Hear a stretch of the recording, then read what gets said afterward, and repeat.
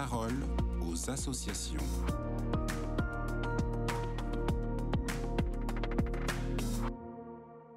Bonjour à tous, alors cette semaine dans la parole aux associations, on va faire un gros plan sur les personnes accompagnées par la Société de Saint-Vincent-de-Paul.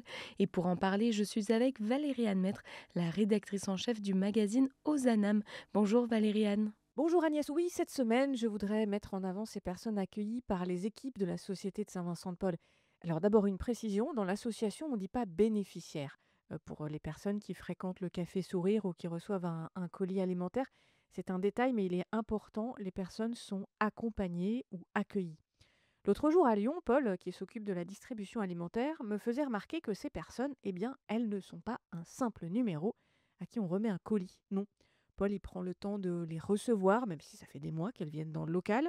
Il demande des nouvelles, il s'assure que le contenu du colis alimentaire est adapté. Est-ce qu'il y a assez de lait? Est-ce qu'on veut plus de pain de mie? Est-ce qu'on sait cuisiner les légumes qui sont proposés?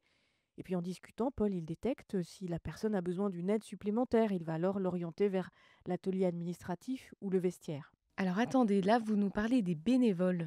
Oui, parce que les bénévoles nouent des liens avec ces personnes accueillies et inversement.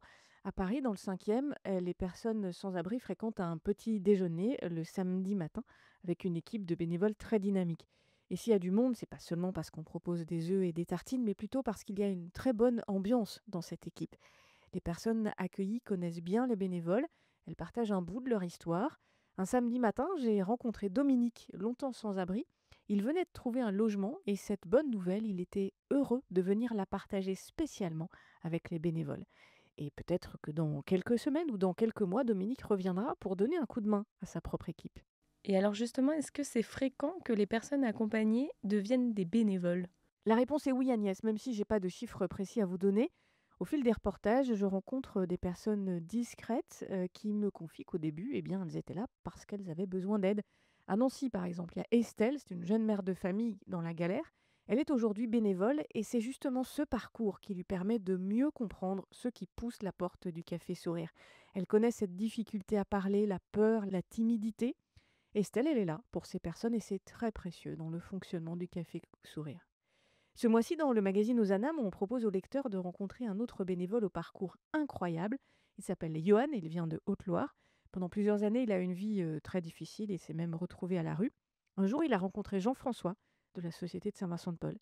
Et petit à petit, ce jeune homme a remonté la pente. Il a été accompagné. Aujourd'hui, il est bénévole. Il gère le local des denrées alimentaires dans sa ville. Comme Johan, ils sont nombreux à s'investir dans l'association. C'est une façon, disent-ils, de rendre ce qu'ils ont reçu.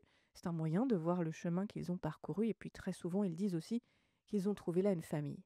Un dernier mot, Agnès, vous le savez, hein, les journalistes, on aime bien mettre des étiquettes sur les gens. À la Société de Saint-Vincent-de-Paul, j'ai appris une chose auprès de ces personnes accompagnées, devenues bénévoles. Elles n'aiment pas les étiquettes. Ces personnes, elles font un bout de chemin. Elles sont passées d'aidées à aidants. Et elles me reprennent quand je cherche à les mettre dans une case. Estelle ou Johan ont compris l'essence même de l'action de la Société de Saint-Vincent-de-Paul. Ils sont présents, tout simplement. Et pour être présent, franchement, Agnès, on n'a pas besoin d'étiquette. Eh bien, merci Valérie-Anne pour ce partage et je rappelle que le portrait de Johan est à retrouver sur le site internet ssvp.fr, rubrique Ozanam. Je vous dis à très bientôt et je vous souhaite une très belle journée.